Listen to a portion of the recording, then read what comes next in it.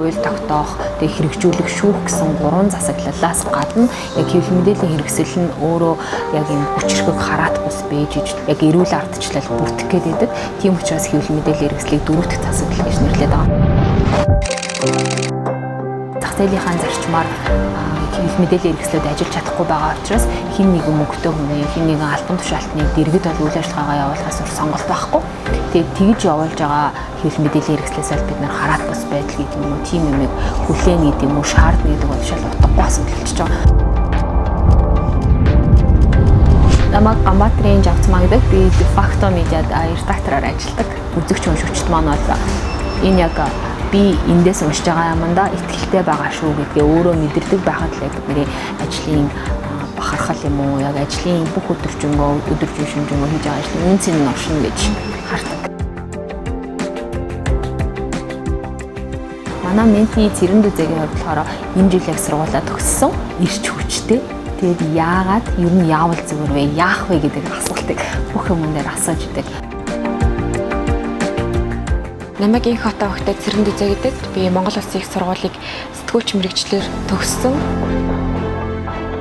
Сэтгүүлч гэж хэн байх ёстой, ямар үүрэгтэй, ямар ажил хийх ёстой гэдгийг бол онлын хувьд за багш нараас тодорхой хэмжээний мэдлэг бол авсан байсан. Өөрийгөө олгоч гэх юм, өөрийгөө нээх тэр зүйл дээр бол энэ хөтөлбөр хамгийн их тус болох юм шиг санагдсан.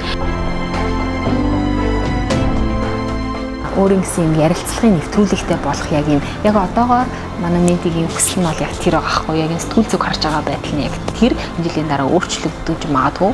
Өөрийнх нь хийсэн бүтээснээр нь гаргаж ирдэг, хүн байлаар нь гаргаж ирдэг тийм нэг юм хөрөг ярилцлагын ч юм уу тийм одоо хөтлөгчийг хиймээр байгаа гэдг нь бол ингээд яриа алгамаас нь уулзалт болгон дээр ямар нэгэн байдлаар харагддаг. Өөрийгөө хэрхэн олох уу гэдэг асуудал бол амар чухал байсан. Тэгээ би энэ тал дээр илүү төлхөө ментороос асуугаад сэдвүүдээ ингээд олоход хаанаас их сурулж авах уу, яаж мэдээгээ бэлтгэх үү гэд тэр зүйлүүд их гарч исэн, толгомдчихсэн.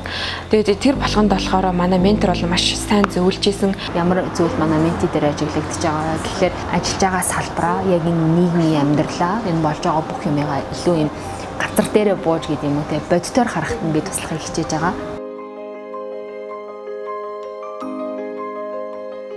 Менторийнхаа бас одоо зааж зөвлөсөн тусламжийн хүрээнд би бас өөрийнхөө зөв ажлыг олсон гэж одоо бодож байгаа. Ер нь энэ менторшип хөтөлбөр яагаад чухал вэ гэхлээр хэрвээ та одоо ажлын гараан дээр гараа зүгээр таны амьдралд ямар нэгэн айл нэг шатнаас айл нэг шат руу шилжиж байгаа бол юу хэрэгтэй вэ гэхлээр яг та өөрийнхөө асуудлыг тодорхойлоод яг түүн дээрээ нэг юм тодорхойлсон хүнээс юм уу платформоос зөвлөгөө авах хэрэгтэй, заавар авах хэрэгтэй гэж би хардаг. Тийм учраас яг менторшип хөтөлбөрийн үн цэн нь тэндээ л байгаа.